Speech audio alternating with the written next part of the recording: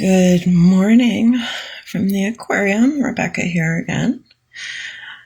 I wanted to share a story this morning about my fifth grade math teacher. And the one thing, if he had known, would have solved all his problems with me. I was quite honestly looking back, in a perfect world, I really would have benefited from skipping ahead a couple of grades.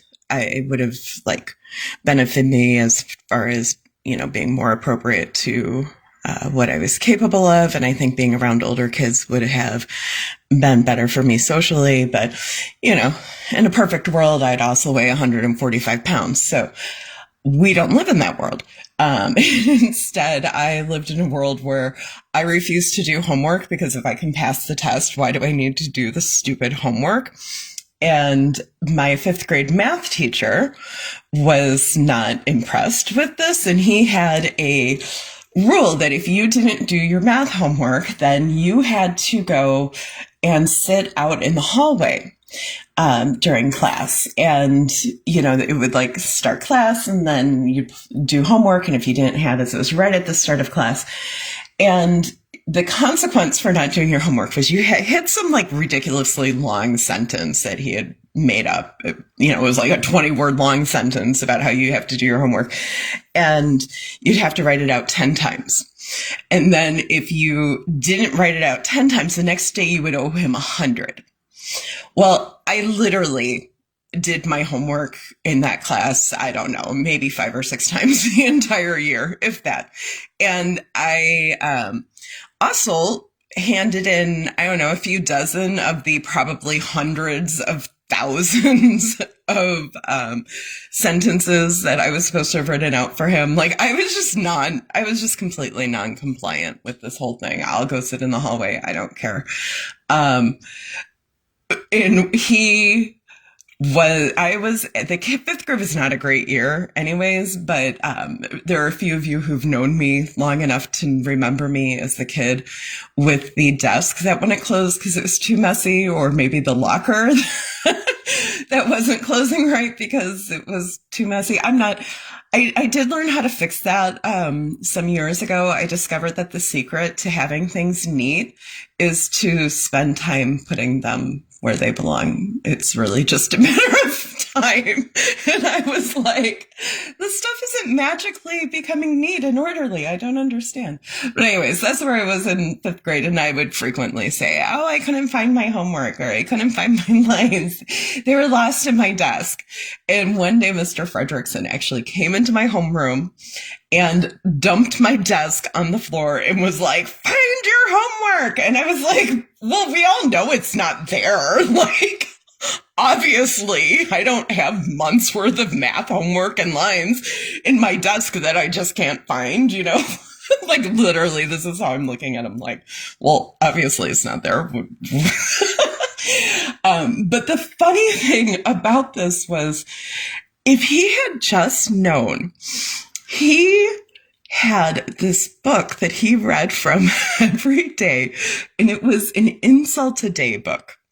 And, it was for fifth graders, so it was nothing horrible, age appropriate.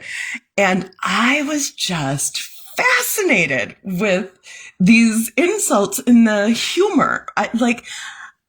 My dad, when I was growing up, he had a very low view of kind of comedy and humor and stuff. And, he's a good traditionalist sort of person. And so Richard Pryor wasn't really considered appropriate in our house. Monty Python was lowbrow and all of that. He did later discover Leslie Nielsen and the Naked Gun movies, which of course are very highbrow. And then he discovered humor, and that was good. But at this point, it really wasn't part of my world, things that were actually funny.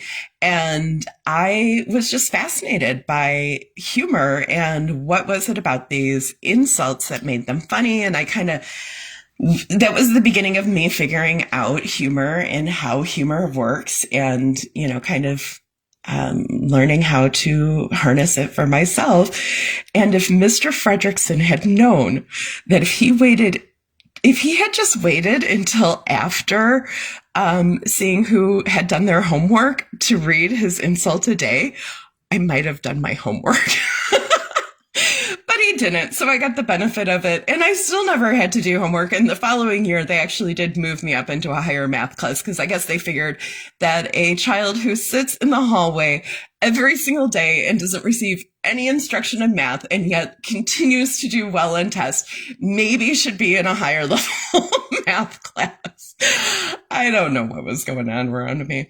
So anyways, that was Mr. Fredrickson. He was very frustrated with me, and if he had only known. But I am grateful for his Insult a Day book. I would love to.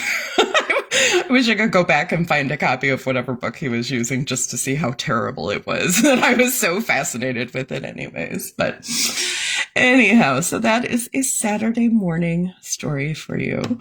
I hope you have a lovely day. I'm sure I'll talk with you again later. Please go and check out my website, The Upside Down World. Also, I still have an opening to do a web build or a branding project, e-commerce.